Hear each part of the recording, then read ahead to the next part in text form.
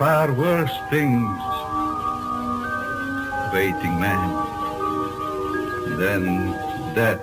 You will be scared shitless. Good evening. This is S. Michael, and with me, as always, is Erin Dawn.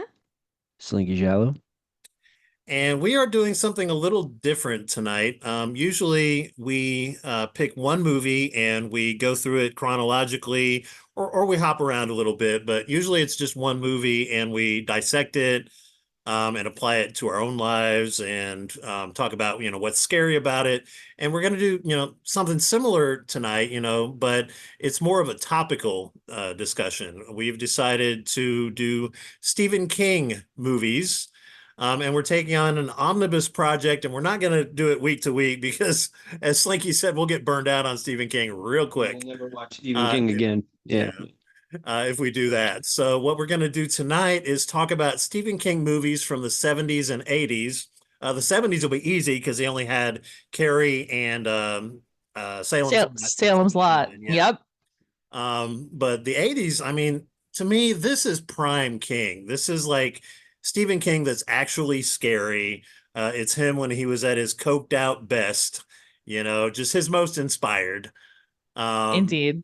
And it's the fondest memories that I have of Stephen King, but that's not to take away from his later creativity and expanding his little universes and stuff. And we'll get into all that, when we touch the other decades. But I thought we should just talk about individually what Stephen King means to us, like maybe the first time we read a novel of his or heard about him or whatever. So whoever wants to go first. I think my first introduction to King truly was owning it, like was having the book It, and I read it in conjunction with the miniseries. So when the miniseries came out, I actually had the book and I was reading the book. So you were pretty young. Oh yeah. Yeah. Very, very, very young.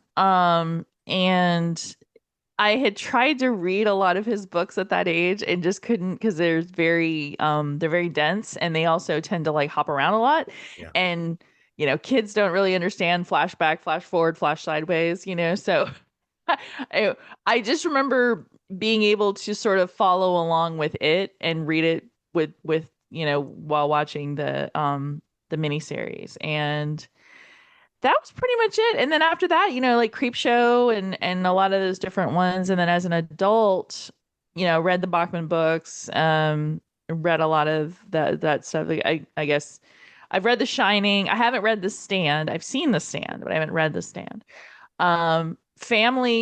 My brother, my mom, and my dad all owned King books. So that would be like what King means to me. And also mad respect for him just because he's been sober a really long time. So. Amen to that. I think I read Pet Sematary when I was like 10, but the first visual Stephen King anything was had to be Cujo. When I was a kid. I was really super young though. Like I saw that movie way too early than I probably should have seen it. But yeah, that was it. I didn't read a book of his until I was like, 9 or 10, but it was Cujo, and then after that was Creepshow. That was my first exposure to Stephen King. But he kind of has a thing where he touched on everything, I feel. There's not much Stephen King you can't venture into, or there's not a lot of horror period that you can venture into where it's hasn't been touched on by Stephen King. That's what's great that I think about Stephen King is that he's got horror for every flavor. Yeah, that's my first stuff. Right on. For Stephen King. So for me, I was probably 7 or 8, and the bookmobile used to come to my neighborhood. This was military housing in Virginia Beach, Virginia. And I got on the bookmobile, so excited. And I found a hardback copy of Creepshow. Oh, with nice. art by Okay. Bernie Wrightson. And of course, it was like way beyond what I should have been looking at that age. But of course, like anything else, right? Anybody who's exposed to horror at a young age, it traumatizes you a little bit, but it also sticks with you right over the years. Mhm. So I'll never forget picking up that hardback copy of Creepshow And, Bernie writes in art, especially Bernie writes in oh art. yeah, yeah, just His all of the little his wrinkles stuff's and beautiful. details and shading, what a fucking master of his craft. And yeah, that was my introduction to Stephen King. And then a couple of years later, my family watched Cujo on cable TV, and I was still probably too young to be watching that. But I watched horror movies like when I was 4 and 5 years old because my parents were Yep. stoners, and they would go to the drive-in and watch just whatever they felt like. And they would tell us to like get down in the back seat and go to sleep or whatever. I didn't go to sleep. I was watching that shit. But yeah, Cujo was my first Stephen King movie. And then when I was probably 11 years old, my great aunt, had a copy of Stephen King's It, and I started reading that. And I asked her if I could borrow it, because I was not done reading it. And she said no. So it was a whole nother year before I got another copy and was able to finish reading it. But You had yeah, a whole year to think about how awesome that book was. So yeah, that's yeah. So wild. this would have been like 86, 87 for me. And then of course when the miniseries came out, I was excited. Um, but yeah, I mean, I was exposed to Stephen King all throughout my childhood. It was tons of King stuff on cable TV, even network TV would play his stuff every now and then. Salem's Lot, of course, utterly terrifying for a television movie. Cat's Eye, I remember watching many times. Firestarter. 80s King has a very special Everything. place in my heart and always will. So In the 80s, his shit was everywhere though. That's the thing. It's not like there how to describe it? Like you could go into a store and they would have, I remember this when I was a teenager, like when I was like 12, you'd go into an Eckerd's and they would have like a whole display in the periodical section of Stephen King's Nightmares and Dreamscapes. Like that was the thing in the 80s. He was one of the only authors that they did shit like that for. Like his stuff was just in your face. It was everywhere. It was so much of it. And yeah, like was it Cat's Eye? I used to watch that all the time when I was a kid. Cat's Eye, Cujo. My parents bred Great Danes, so when I watched Cujo at like 6, I that movie really messed me up because there was a T-Rex in the next room that could do that. So it's like that kind of stuck with me. And then Cat's Eye, you mentioned Cat's Eye. That Seen Cat's Eye? Honestly, I've probably seen Cat's Eye like 30 times. So, I mean, we do not have to go in chronological order. I probably will try to at some point, but let's talk but about as a Cat's Eye kid real to see quick. Cat's Eye, that movie sticks with you, man. Yes, And so yeah, because yeah. Cat's Eye had that little troll, and I used to see the Oh troll on the yeah. commercials, and that scared me. But the one that sticks with me the most was based on Bigelow's Last Smoke, I think was the name of the story. Or no, Quitters Incorporated is what it was. Quitters Incorporated. That's And a that creepy stuck with one. me, James Woods, up on that Hmm. fucking ledge and the bird pecking at him. And Oh. then the poetic justice of the people that were fucking with him, it really stuck with me over the years. And I don't even necessarily remember the other sketches from it, or So the segments from one, it. yeah, the one that I actually remember the most, honestly, is the one with Robert Hayes from Airplane, and that's the one where he was cheating. Him and the girl were cheating. And the husband found out about it, and then the husband got him up on the like up in the high rise or whatever, and said something to the effect of like, well, yeah, you can go ahead and bring her out or something like that. And then they kick this shopping bag and it's a head, and it's the head of the girl that he was sleeping with. And he goes, Janet, like that. And I never forgot that because it's because it was Okay, one of so those I was things. mixing up the segments then because that's the scene that I remember is him being on the ledge. Yep. Quitters Incorporated had That was the cat and James Woods trying to quit smoking. yes, and the Yeah. the electrified The room. electrified room. Yeah. So it's funny how King works for me. Like I don't necessarily always remember the specifics of the stories that I read by him. And I'm a member of many of the fan groups on Facebook, and I was just talking to somebody about the Tommyknockers. And I Mm-hmm. don't remember a damn thing about the Tommyknockers except for two specific moments in the book.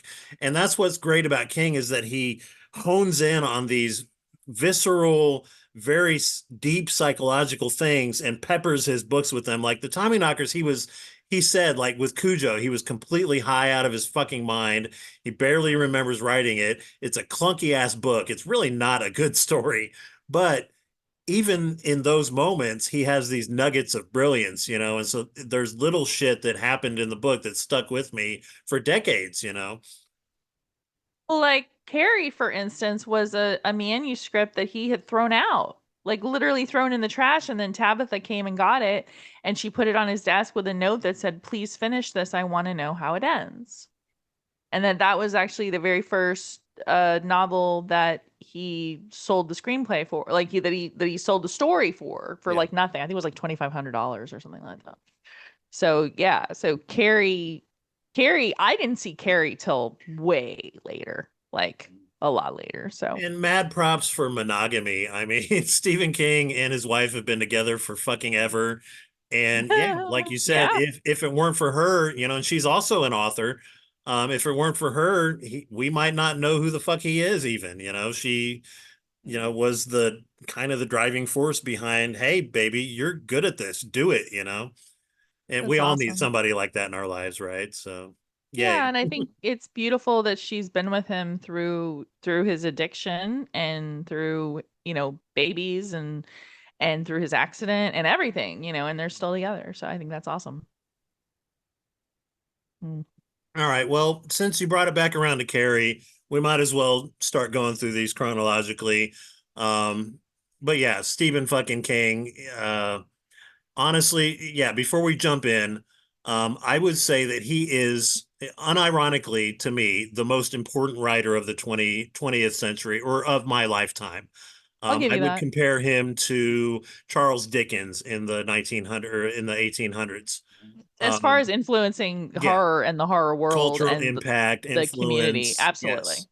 And he's actually a good writer. You know, something that I heard for years was that, oh, he's a hack. You know, he just does whatever appeals to the largest audience, yada, yada, yada. Well, you know what? Stephen King actually has been awarded like the highest, most prestigious actual writers honors. Like it's like I forget the exact name of it, but it's like the Distinguished Letters Award for actual writing, you know, and other people like John Updike and you know the Catcher in the Rye lady and Harper Lee and like all of these amazing writers also receive this award.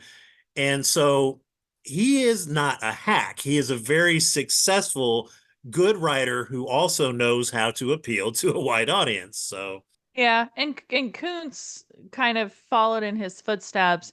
And there's a lot of Kuntz books I really love too. Like then that unfortunately a lot of Kuntz books have been made into really shitty movies. right. It's What was unfortunate. it? Hideaway Before with we get Alicia into Silverstone and Jeff Goldblum. well, Phantoms, Watch. Watchers, that's a bad movie. What is it about the if there is anything about it, what is it about the 77 Salem's Lot that scares you? 79.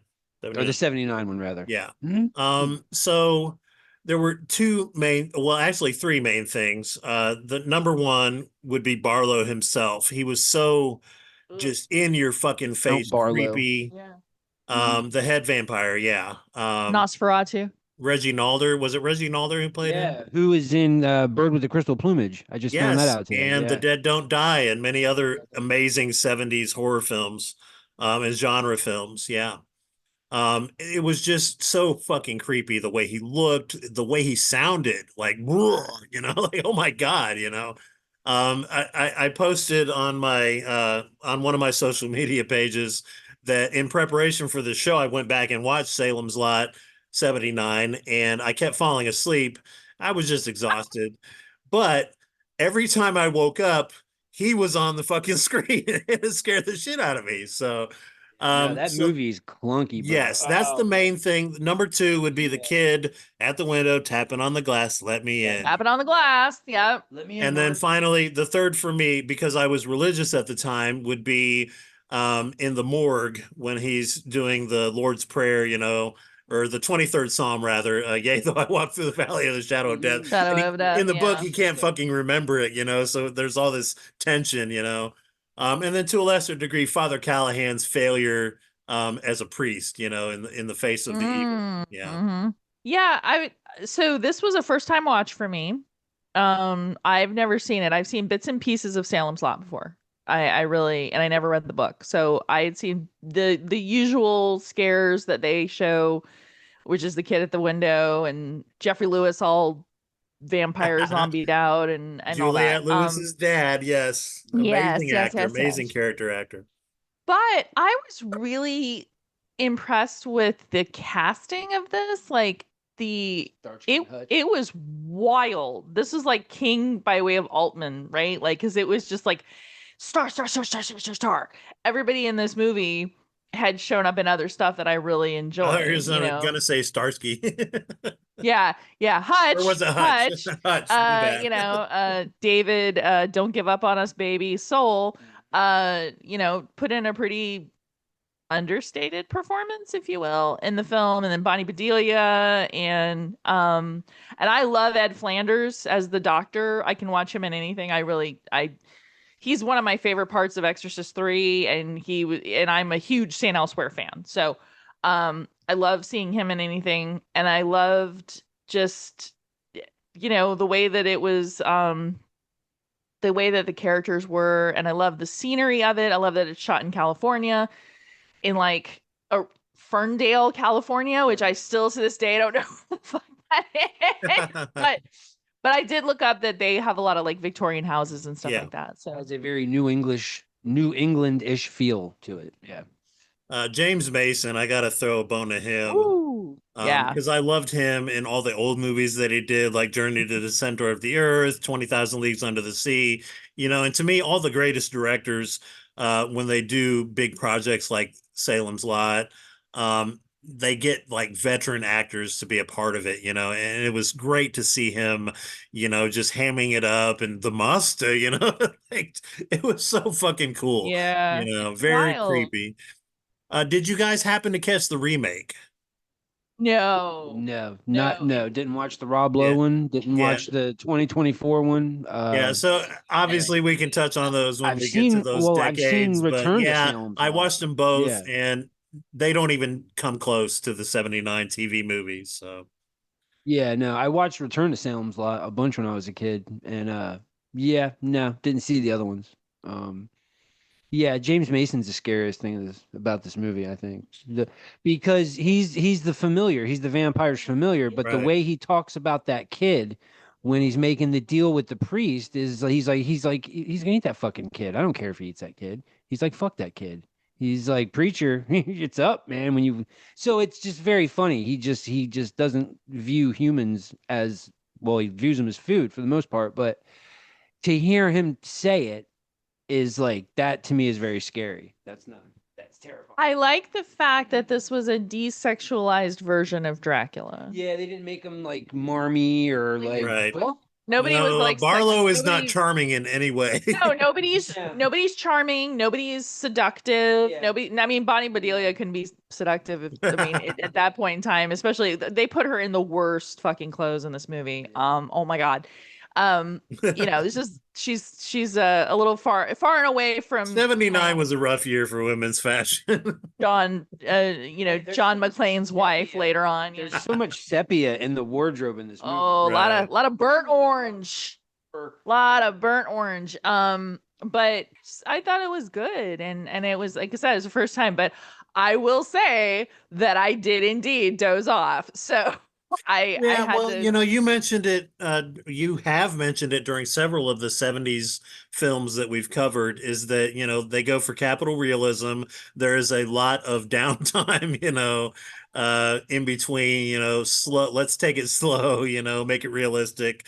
And that was very 70s. And yeah, that very much applies to Salem's Lot 79. 182 minutes of it. Yeah. Yeah. But I feel like had I watched this in real time, as a mini series, I think it would have been a whole different story, because then I'd be like, oh, like what's going to happen tomorrow night? Right. Like it would have broken it up. Yeah, but like watching it for the full 3 hours and 52 minutes, I was like, oh, this is a lot. So let's go ahead and talk about what was scary about Salem's Lot. And why not? We can do a bunch of the scared shitless You will be scared shitless. throughout this series. Yeah. Obviously, I mentioned mine. Was there anything besides those that I mentioned that stood out to you guys as actually scary? To me, just the setting of the town. The town's very creepy. Like there's scenes where the sun is out and it's still creepy. And then the rest of the time it's overcast and then it's like really creepy. Yeah. And I wanted to go back to the thing we were just talking about when you said when it premiered on TV. I remember when, I wasn't born when this premiered on TV, but the thing is, I remember when they ran this on TV, and this was big shit when they reran it Oh, on yeah. TV because Return to Salem's Lot had come out. So when they did it, it was like a week-long thing.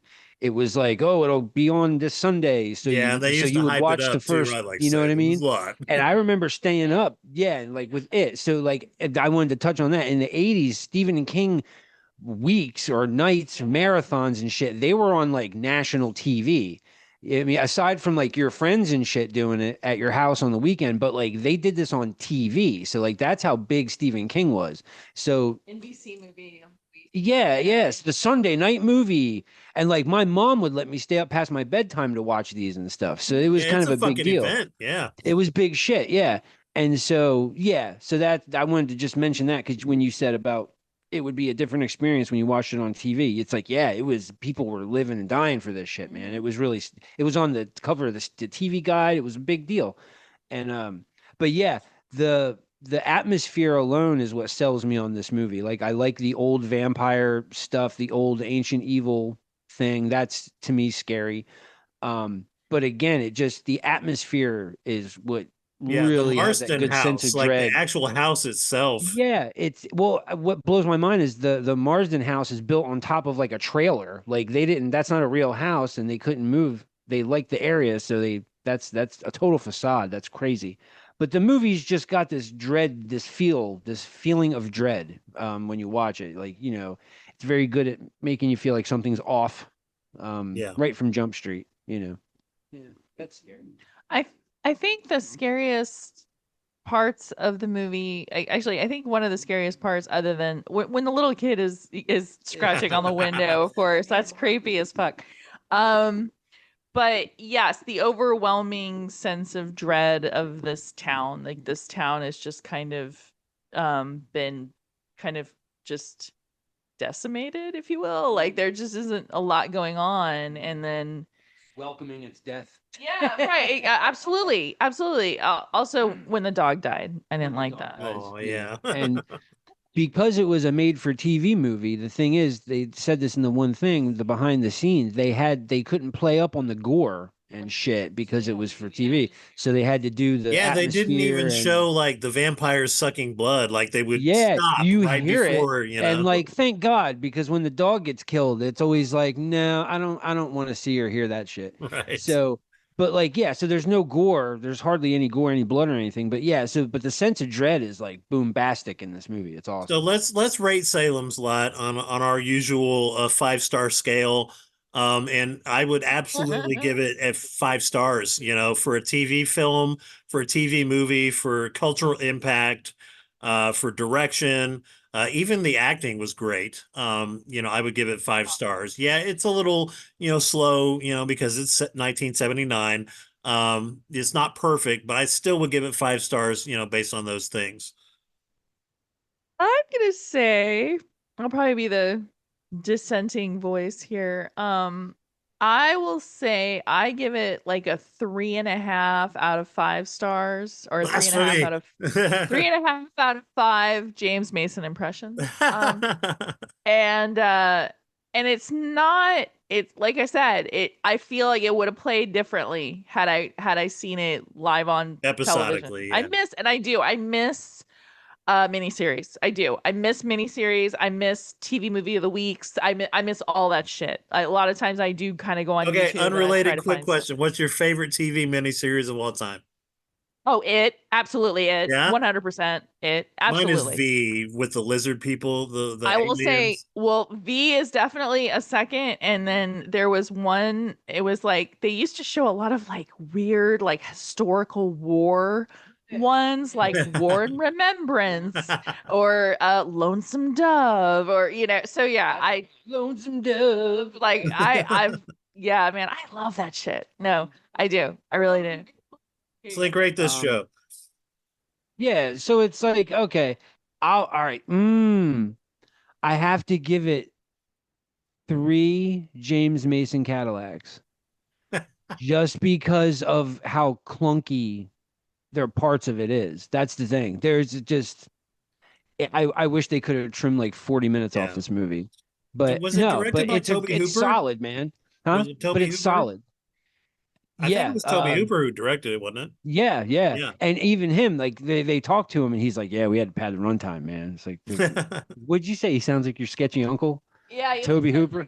Tobe Hooper in interviews always sounds like the sketchy uncle you buy pot from. Yeah, like he did a little Tom. Like This is funny. This is cool though. So like usually I don't have the nostalgia glasses on, but this time I did clearly. So let's move backwards a little bit in time to Carrie. We of course did Phantom of the Paradise a few weeks ago. Brian De Palma, this is one of his early efforts. 77. So this would be the first Stephen King adaptation.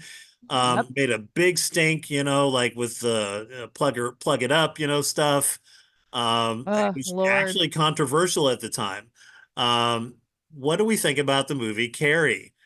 I mean, the movie opens with just like a sea of bush, just like bush that's so large you could hide a VCR Mad in 70s bush, as they call it. Mad 70s bush. You could hide a pet rock in it. Oh, good. I love Carrie. I'm a very odd relationship with De Palma, where there's certain De Palma things that I really love, and there's certain things that I definitely have an affinity for. I love Body Doubles, one of my favorite movies. But then there's certain times where I'm just like, like I don't suck the cock of De Palma like a lot of film people do. However, I will say, Untouchables? What do you mean? yeah. But I will say that I really enjoy Carrie for what it is. I love the acting in Carrie. I love Nancy Allen. I think she's just the most delightfully cunty villain that they had.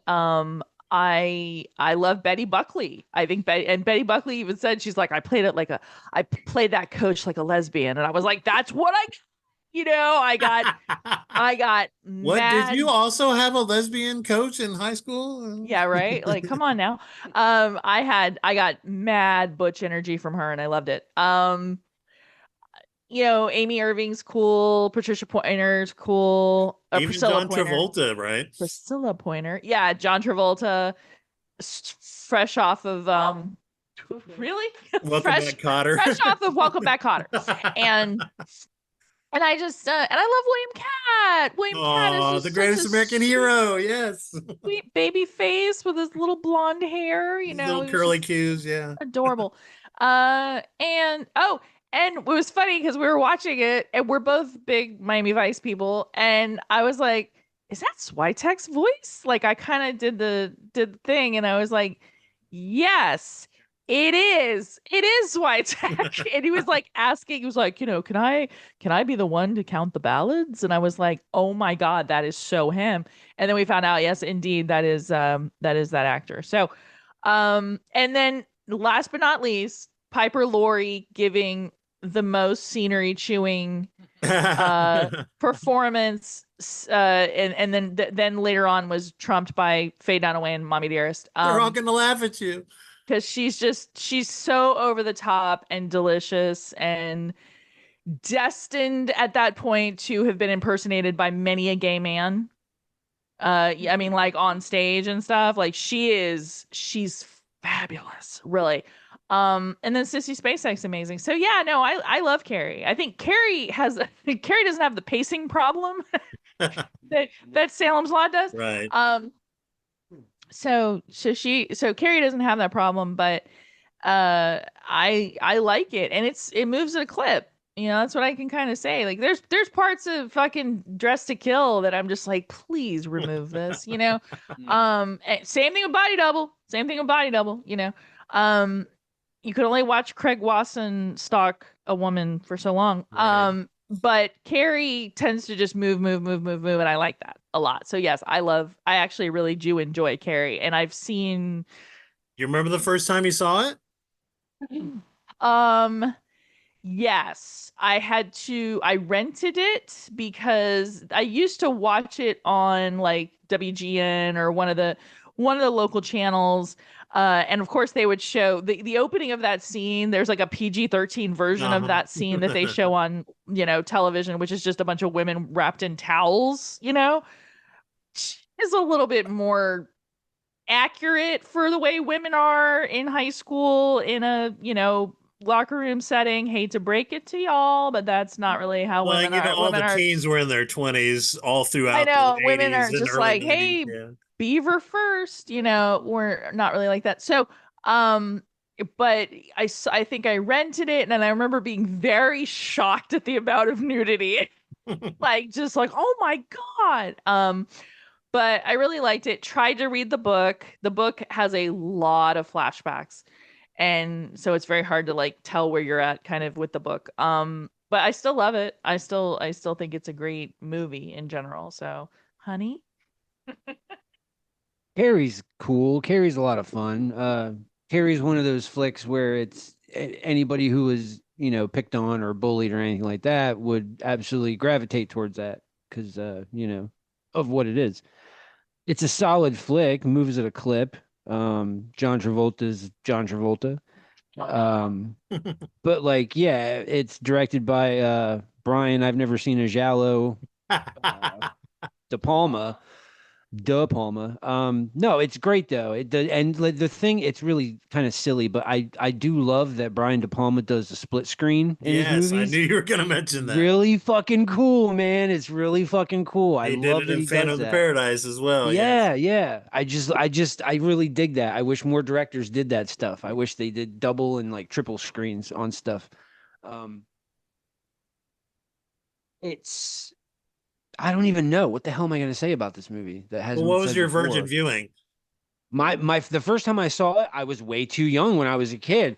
And there was a channel we used to watch called Philly 57. It was channel 18 on the cable box in New Jersey. And they used to show, I saw so many horror movies on that channel. And this was in the early, the mid to late 80s, back before they would cut the movies up too much is before they would do that. So they would just let shit fly. It would be like, yeah, no, it would not Bush. It would cut nudity out. But I meant the language and a lot of the gore. They would just let it go. And this was at like 3 in the afternoon. So on a Saturday, you know what I mean? So like and Carrie was one of those movies that played on Philly 57. And my mom was just, she didn't give a shit. So the movie come on TV and she'd just literally look at me and be like, and then just go back to what she was doing. And so she just let me get away with murder with watching stuff I shouldn't have seen. So, but I remember I was really young when I saw this, and I thought that was the coolest shit because I had already been bullied by this point. So, seeing Carrie get her pound of flesh, I was like, yes. And plus, I knew John Travolta was going to be trouble, so I was glad he got firebombed in that one. And I'm just saying like just bad actor. That's what I mean. It's a solid movie though. It's a solid flick. Just Yeah. picturing that. He basically plays Vinnie Barbarino in this movie, Right. but he plays like a Vinnie Barbarino who has a wee bit of a problem with domestic violence. And he kills that fucking pig, man. That's a perfect description. Yeah. Just slap, slap, slap, slap. Yeah, I'm with Slink. I saw it in the mid to late 80s on TV, on cable, and probably a little too young to be watching it. But I bought the movie in the mid 90s and watched the shit out of it. I felt like this is a classic movie from the 70s and it's important. I wanted to own it. And it's one of the first movies that I bought with my own money. Just because of that, like I recognize the iconic status of it. Based on Stephen King's first novel, which was a bestseller, and it's funny because Salem's Lot, which came out just a couple of years later, was not a bestseller. It actually kind of tanked a little bit and didn't really pick up until after the TV movie. But Carrie was a big deal, and it was also a big deal that it was told from it was a female story told by a male author, Mhm. which was kind of special, at the time. And Women's Lib was very huge, right, in the mid 70s. So I think that kind of helped catapult him into stardom. And I never got my hands on a first edition of Carrie, but I did get an early edition, and I read the shit out of it. And yes, I will give him mad props, just like his wife did, for his ability to tap into the female psyche. Not only that, but the religious aspect of it. And he was always pissed that De Palma decided to turn Piper Laurie into sort of a renegade Catholic rather than evangelical fundamentalist, which was how Mhm. he wrote the character in the book. But it's still like the same means to an end, It's like the religion is what is poisoning everything, and what Yeah. really fucked up the character of Carrie. Um, so yeah, to me, it's a classic. It's important. It puts Stephen King on the map. It's a scary movie. So we should talk about a little bit of scared shitless here. You will be scared shitless.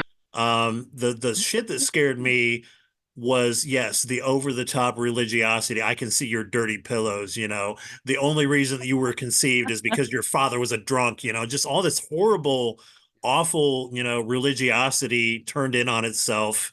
There's no hate like Christian love, right? Right. And that scared the shit out of me as an adult. But when I was younger, of course, it was the ending, right? The hand coming up out of Yeah, coming the out of the grave. dream Yeah. grave, which inspired Friday the 13th, right? When Tom Savini saw Carrie, he said that he knew he had to have a jump scare at the end of Friday the 13th. So that's where Ari Lehman came in there. So, and so many movies after. So those are the big two scares for me. Yeah, so I'm gonna say, honestly, I'm gonna say, yeah, the scene at the prom really was uncomfortable to watch, just because you're like, man, these people are like getting drowned, in this Big blood, with yeah. the hose, yeah, just that, and then to find out later on that like uh PJ Souls. That PJ Souls actually that they actually busted her eardrum with the hose, and so she is so disoriented during that scene because her equilibrium's all fucked up, Jesus and wept. that it took them like 6 months for her shit to like get normal again, 70s and um 80s horror films weren't fucking around, man. no, they really didn't care. Green screen. Yeah. I like that, and I liked Betty Buckley's death of getting just like hit by the blackboard or whatever. And but the thing that scared me as a kid, this is like really funny, like but the thing that scared me the most as a kid was John Travolta killing the pig. Mhm. Like, just the fact that he like raises this axe and there's this like thunderstorm going on, and Nancy Allen is like having like orgasmic delight by watching this animal get slaughtered. Like, it scared the shit out of me as a little kid. But as an adult, yeah, absolutely, the whole being trapped in a gym with a bunch of assholes and then that's how you die. Yeah. Mhm. Yeah. As a kid, when I saw this movie, because my grandparents were churchy, they used to go to church every Sunday. Used to make me go Sunday school. Was an alkalite, the whole nine, the whole thing. So what happened to me is, as a kid, when I saw this movie, I saw what could potentially happen to people with religion. And that's the thing that scared the shit out of me, man. It was the first time I had ever seen something in real life that was like a religious extremist person who took Jesus's healing and went the fucking opposite direction. And like you said, nothing worse. What is it? No pain like Christian love, or whatever it No is. hate like Christian love, yeah. Yeah, no hate like Christian love. And so it's like I can see somebody, trying to do the good thing, but just taking it far, far overboard and just ruining lives, plural, with their bullshit. And it was like, wow, that scared me. That scared me more than any monster. And then growing up, I always felt bad for the kids that were in the gym that didn't pick on her, but they got burned up anyway. I was like, that sucks. Yeah, I felt bad for the teacher. Like she was like Yeah, that's what pulling I for mean. Carrie. It It's gets like, why cut in kill fucking her? half Yeah. and just it was like, damn, see, you good Samaritans, man, no good deed. So it's so it's kind of like, damn. So yeah, but those are the two things that stuck with me. And Brian has never seen a Friday the 13th. All right, well, let's rate Carrie real quick. I'm going to give it 4 stars. Again, cultural impact, Stephen King being launched onto the scene, and it spawned a bunch of sequels and requels and remakes and whatnot, which we'll cover, down the road, if we even can, if there's anything scary in them at all. But Stephen based King on is what I've insane. seen, I was not impressed with any of the ancillary Carrie stuff. Although I will say that Chloe Grace Moretz is a good actress. But Oh that's yeah, no, that's all I'll say. she is a good actress. There's way too many fucking Carrie sequel. There's like the Rage, and then there's like the Carrie remake, and then it's really strange. I will give this 4 out of 5. Actually, 4.5 out of 5. Dumb shits. As Nancy Allen affectionately calls Billy. Yeah, I would say 4.5 out of 5. Yeah, I really like it. I really like this movie, and I didn't realize how much I liked it until I watched it today, and then I was like, oh, actually, I really dig this. I do dig this. So solid. Yeah, I mean, there are some things in this movie that are so kind of out of place, like the weird montage where everyone's getting ready for the prom. Like where the guys are like putting on tuxes and yeah, they're putting on tuxes and it's just like like it's very silly and almost almost like a sex romp, like we're all gonna get laid after prom, right? Everything, yeah, very weird. But I understand why they had to put that in there, but no, I thought it was just a really well acted movie. Love Betty Buckley. She's fucking awesome. Lesbian coach. I'm gonna give this let's see. I'll give it 5 out of 5 creepy carries, man. Because it's a solid horror movie. It taps into every teenager's fantasy about wanting to get revenge on everybody that's ever messed with them. It's not a phase, Mom. It's not a phase. The way he shot the movie is balls out really cool. The fucking music's killer in it, especially at the end. Yeah, especially and then at the end, every time it's like ween, ween, ween. It's so cool. It's so cool. He does a split screen because he's never seen a Giallo. And it's just solid, man. John Travolta dies in a car bomb. That's amazing. That should be in every movie. And it's a great flick, man. It's got a jump scare at the end. It's awesome. It's from a chick's point of view. Yeah, it's good stuff. It's really good stuff. So I dig it. And you're right. I don't think I liked it as much as I did when I watched it today, when I saw it before. Yeah. So, but yeah, it's definitely worth your time. Solid movie. Okay. So that is 1970s Stephen King. Now, we're actually 45 minutes into our show, and we've only covered 2 Stephen King movies from the 70s, and there's a huge list of King movies from the 80s. So I would say let's just keep going until you guys are ready to call it quits. But of course, the next movie is probably the most famous Stephen King movie, if you don't count modern things like It. And that would be The Shining. And I would say this is one of my least favorite, least revisited Stephen King movies. And I know that's a hot take. No, it's Probably just not. lost half our viewers, but I do not like this movie. Woo! But It's gonna be a good episode. I would say my virgin viewing of The Shining was again on cable in the 80s. My dad absolutely loved it and refused to stop doing fucking Jack Nicholson impression. Here's Johnny, just every chance he got, but I just could not get into it. And I can't really put my finger on why. I Thank think God. maybe it was just a little too elevated for its own good in the early 80s. I was looking for more actual horror than art. You know what I mean?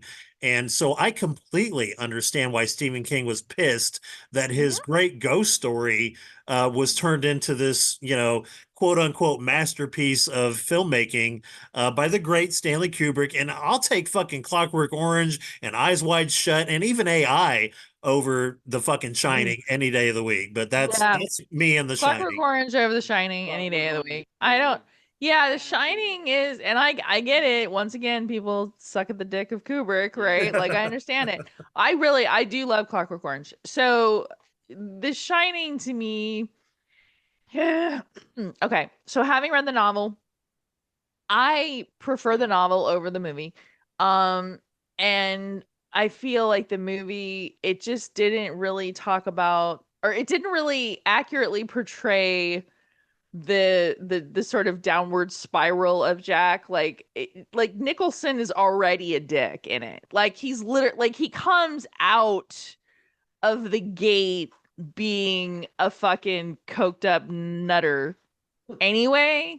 So for us to believe that he is relapsing and thinking of beating his kid and all of the stuff that goes along with The Shining is just kind of like, yeah. Like, and Shelley Duvall is miscast, period. I mean, I love her to death. Love fairy tale theater. Can't say enough about Popeye. her. Love she's Popeye. she's to me, she's the ultimate olive oil forever. Yeah. Yeah, she's olive oil, right? So I can't say enough about her as just a human being and an actress, but like The Shining is just like they did her dirty like a motherfucker. They really did her dirty. My favorite part of The Shining, honestly, is Scatman Crothers, and then Scatman Amen. Crothers Amen, sister. Yes. meets the worst fucking fate because he like goes to save everybody and then gets just axed in the tummy, and that's it. Like that's how you're gonna go down. I wasn't. Nope, not a fan. So the only thing I like about The Shining, other than Scatman Crothers, is I like the scenery. I like the visuals of The Shining, but like no, as far as what that book is about, and Stephen King even said this, what that book is about is a man dealing with his addiction. And the whole, you've been the caretaker the whole time and blah, blah, blah, blah, blah, is basically saying that no matter what environment you choose to go to, you will take your addiction with you.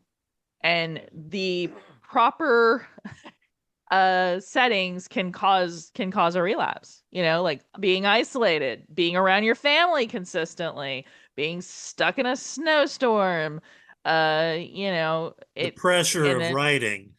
Pressure of writing, pressure of being a father, pressure of understanding what that is, pressure of being a good husband. Like there's a lot of really good like themes in The Shining, and then I think it all just gets sort of like caught up in this like dog's breakfast of a movie. And I get it, man. So when Hillary and I did Shining, and we didn't shit on it completely because we don't do that on our show, but we were very like, look, we get why you guys like it. It's just not for us. Some asshole went out and fucking rated us like a star or something. Whatever it did, brought our 3-year running 5-star rating on Spotify down to 4.5. So fuck you, whoever you are. But yeah, I mean, it was just like, really? But we talked about the things that we were positive about. Hillary went and stayed at the hotel, like we talked about our experiences with it and stuff.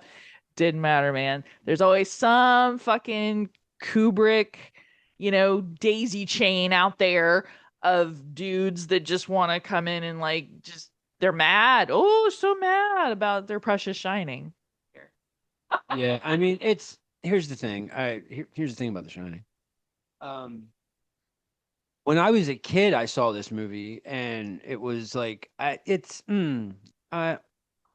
not that I don't like the movie. There's parts of the movie that are great. They're brilliant. I get it. I think people. This is going to sound so weird. In my experience, the people I've encountered in my life have ruined The Shining for me, if that makes sense. If that makes a lick of fucking sense. I have heard so much huffy puffery about this movie, and then I've heard so much highbrow stuff about it. I've heard so much about there's stuff that Stanley put in it that he didn't even realize he put in it. And then there's other stuff that then I hear about how the production went, and it's like they did 192 takes of that scene. Why?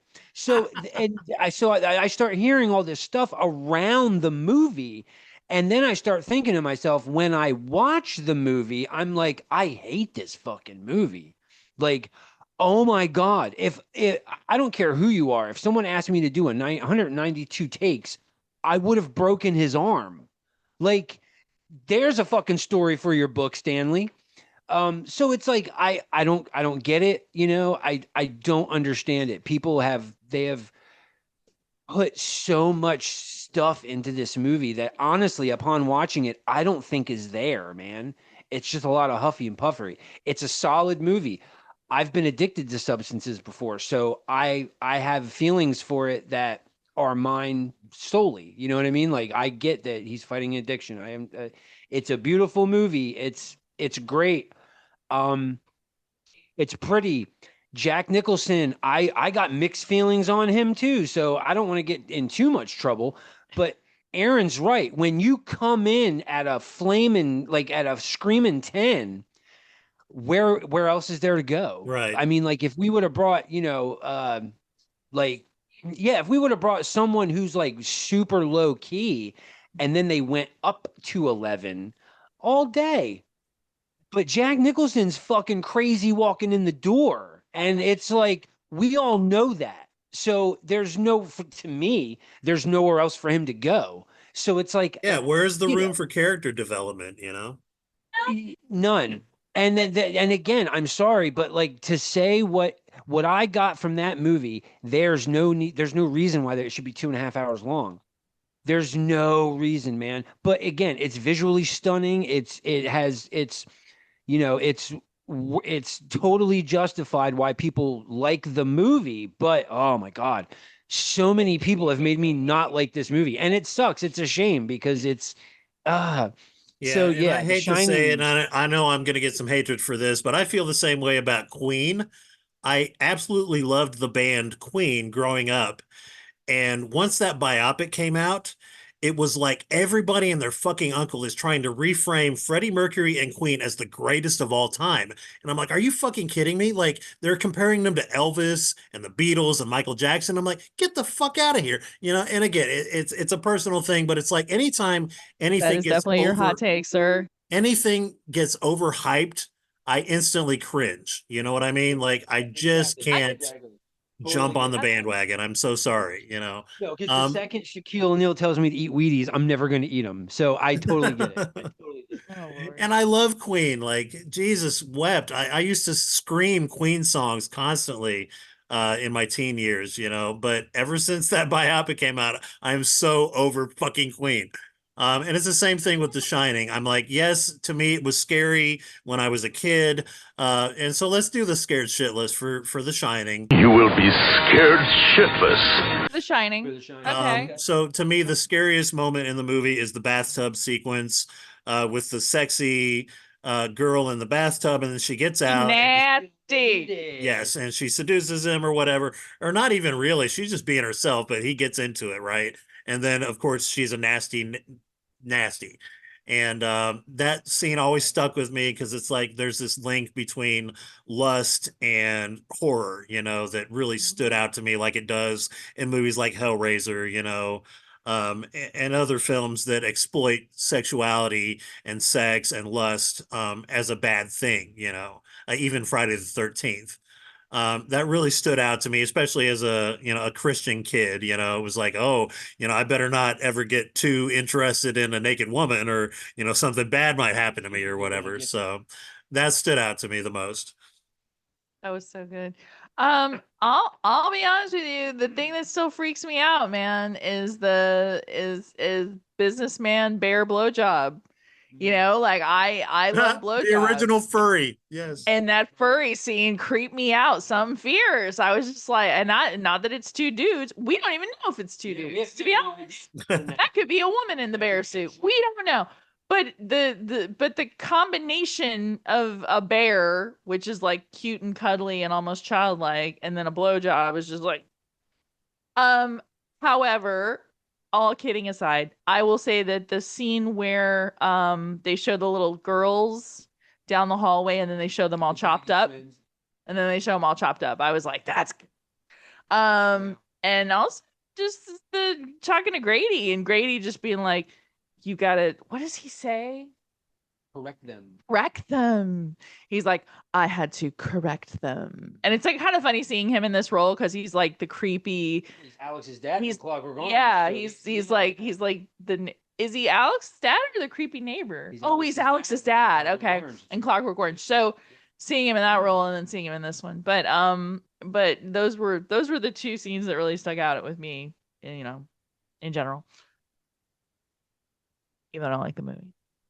And it's you know what, from the time I've seen it as a kid, and it's because of the fucking people. It's the only reason I know the Grady twins name. It's got to be when Danny's riding his bike through the hotel, man, and it goes from hardwood carpet, and then he turns the corner and you see the fucking Grady twins, and he knows they're not supposed to be there. Like, that part to me scared me as a kid, and then even when we were as an adult, when you and I had to watch it for the other show, I remember that part, and it was like Grady twins, and I was like, that's pretty terrifying.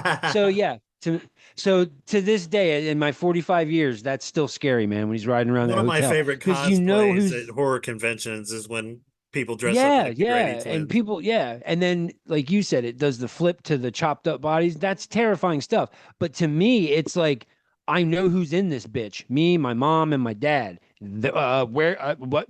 No. So yeah. All right, let's rate this movie real quick. I'm gonna give it 3 stars, and I know everybody is gonna hate me for it, but fuck it. This is a 3-star movie to me. It is too elevated for its You're own being fucking generous, good. my friend. Yeah, no, totally agree with mine. Totally agree. No, I'm actually going to rate it 2 out of 5 surprise axe attacks. Or 2, or actually 2 out of 5 giant drums of tomatoes. I give it a 2 out of 5 because the scenery is so beautiful. The scenery is so beautiful. You know, Danny does a great job as a child. He's like a child that you actually want to like go and protect. As opposed to the Poltergeist remake where I just want to like beat the hell out of that chick, you know. Yeah, right. But yeah, no, I stand 10 toes on this. 2 out of That's an 5. even hotter take. All right, Slink. Bring it home. I'm gonna say, all right, because I'm a horror kid, so I will say, I'm gonna give this 3 snowcats out of 5. Yeah. Just because, listen, it's a solid horror movie. It's good. You got Jack Nicholson acting great, whatever, man. There's a bunch of stuff. It'll scratch off a lot of boxes. So yeah, so I'll roll out with a 3. I was gonna give it 2 snowcats, but then I thought about it and I was like, no. Yeah, there's no I'll roll denying with the 3. cultural impact, you know. Yeah, I'm taking everything into consideration. I'm even taking into consideration the photograph at the end where you're like, ooh, right. he's always been there. So it's like, so it's a solid flick. It's just I can nitpick all day with that movie, believe me. But yeah, as a horror flick, like Halloween time, yeah, all right, yeah, watch it. But just miss me with that shit, man. All right. Well, we're coming up on an hour. I don't know how much juice you guys have left in you. But Not tonight. Creepshow is next on the list. Okay. Yeah, definitely. I'm totally down to do Creepshow next time. Absolutely, because I can. Yeah, because that's. I mean, honestly, it almost deserves an entire episode of its own. Yeah, kind of does because of its cultural impact and the comic and shit. Oh yeah, that could be our next episode. Really, just Creepshow the whole thing. And Yeah. 'Cause I can scratch my Yeah, face. Christine bought me Creepshow for Christmas, the 4K transfer, and it is fucking Ooh. gorgeous. course. I watched it with my cousin, or part of it with my cousin, who had never seen it, so I love introducing people to it. It is probably my favorite horror anthology of all time, even more than Yes, Twilight Zone the 100%. movie, for many reasons. So yeah, let's do that. Yeah. Let's just make Creepshow our next show then. Yeah, Yeah. and then we'll do something non-King after that. Got it. Let one of you guys pick the movie that we do after Creepshow. But yeah, let's do Creepshow next time. As far as this week, basically we did 70s King because 1980, it's almost the 70s. They filmed it in the 70s and it was released in 80s. So we'll just call this episode 70s King. And yes, it is Prime King. It is him being launched onto the zeitgeist, and everything that came after, was a result of the popularity and the visceral response of the public to what he was able to accomplish in the 70s and 1980s. So yay, Stephen King. Yeah, so any final thoughts on 70s and 1980 Stephen King? Oh, no. Excited to go down this journey with you, Mike. All right. Just no, Sarcastic. No, I'm very excited. So Well, what I'm even more excited about is that we've branched out a little bit. We've kind of gotten outside of our mold, and so I'm looking forward to doing weird shit in the future. Like, what about Clive Barker?